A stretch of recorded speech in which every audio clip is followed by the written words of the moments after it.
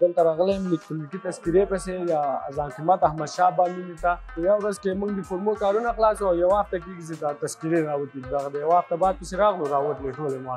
مخکینۍ تذکرې چې داسې وې چې یو نفر به 20 تذکرې هم درلودې یو نفر به د یو ځای نه و هغه تذکره به د هغه ځای په نوم اخیستې وه ډېر کارونه پرې کېده جنایات پرې کېده قتلونه پرې کېدل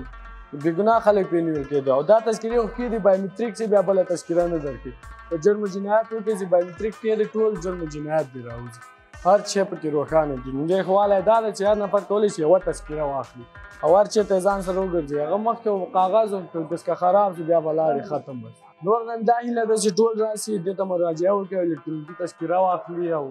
خپل ملک ته خدمت وکړي کار وکړي چې ملک آباد شي او چې ملک نه جوړ شي دا که داسې خو هیچ هم نه کېږي تذکره الکتریکی خیلی خوبی ها داره از جمله گفته میتونیم که مثال جلوی تقلب گرفته میشه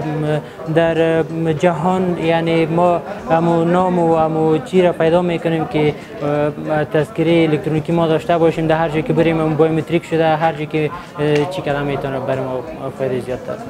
از همه شهروندا تقاضای ممی است که همین تذکره الکترونیکی را بگیرن و هویت افغانی ماست باید افتخار کنیم به هویت افغانی خود د الکترونیکی تذکره په وجه مونږ کولی شو پاسپورت لیسنس هر څه جوړولی شو او بل د دوبۍ لپاره چې دوبۍ ته ځو هلته الکترونیکی تذکره غواړي